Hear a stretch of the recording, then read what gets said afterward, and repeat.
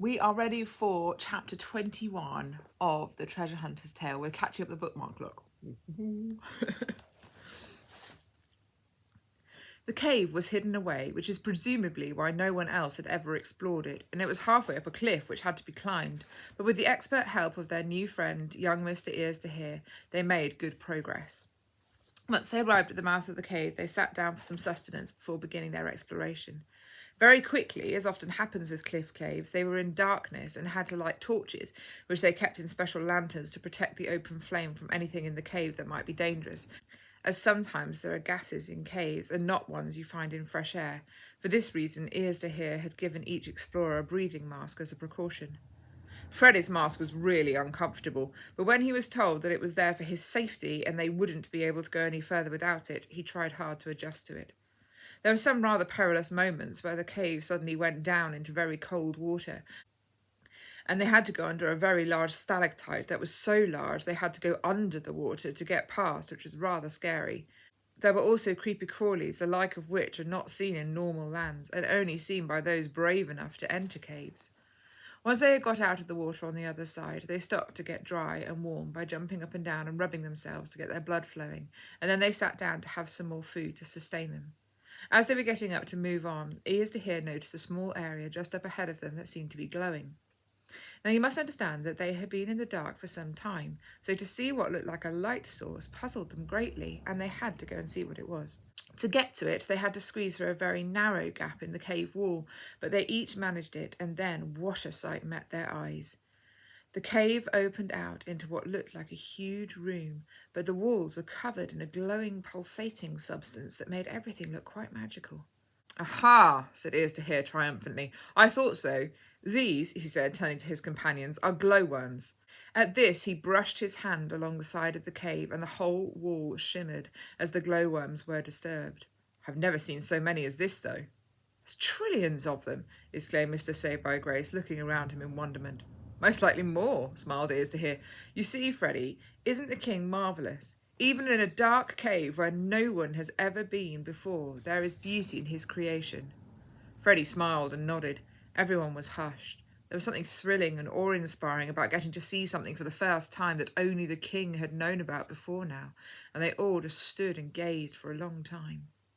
In the centre of this cave room there was a simply colossal stalagmite. It too was covered in glowworms, and so our explorers didn't discover it until they started to walk around, as the little creatures made everything undulate and glow so much that it was like looking at a magic eye picture, not being able to figure out what is sticking out and what is a flat surface. They stood around the stalagmite and looked up. At the very top there was a shining something. It shone differently to the glow of the worms, and the hunters felt sure it was worth risking the venture to discover what this shining object was. "But how are we to reach it?" questioned Mr. Discover the Truth, voicing the thoughts of everyone else, for they knew that climbing such a structure is not at all safe, and they did not want to damage it or themselves. "I have an idea, but it's a bit out there," said Ears to Hear. Everyone looked at the young man.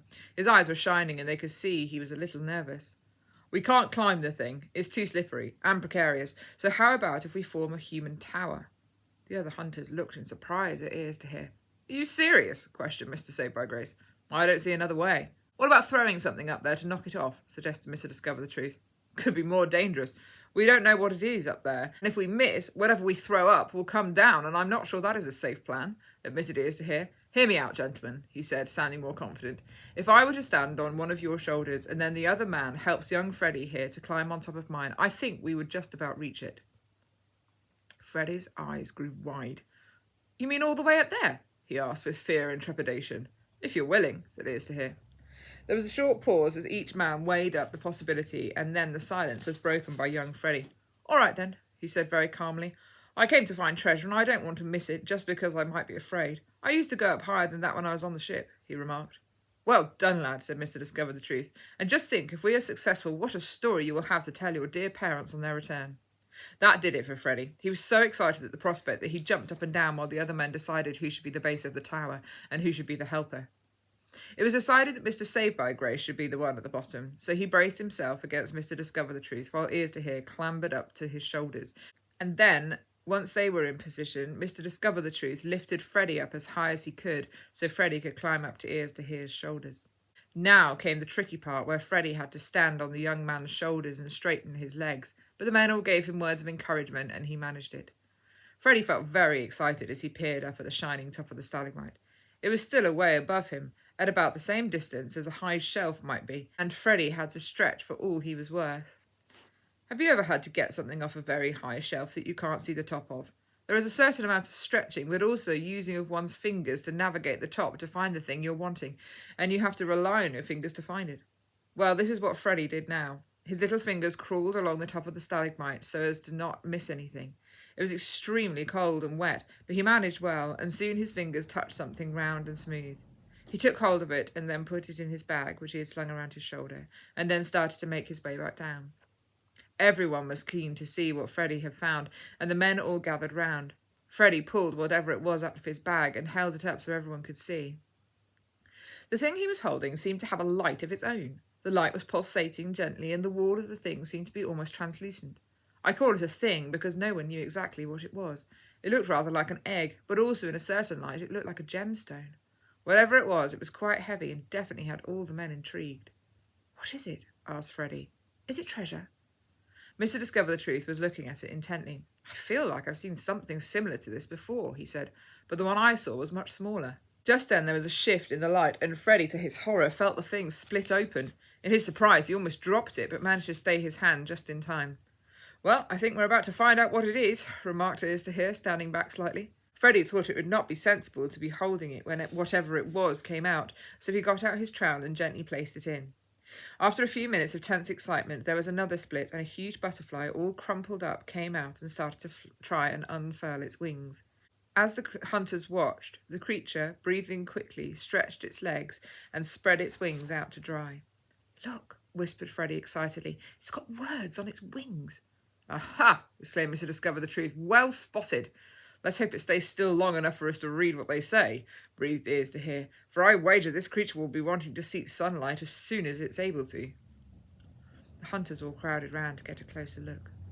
The words on the butterfly's wings were tiny, but thanks to the glasses that the officer of the king had given them so long ago, they were able to read what it said.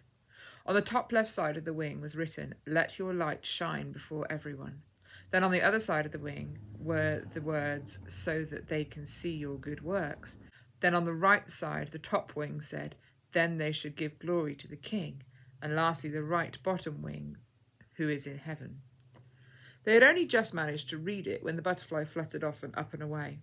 The cave was quiet for a moment as the group watched the creature fly off. Then all of a sudden there was a rustling sound that grew louder, and as they looked around them they noticed that the glowworms had taken to the air too, although some stayed on the walls, but the females, who can't fly, all started crawling along in the same direction as their mates, and all seemed to be following the path of the butterfly.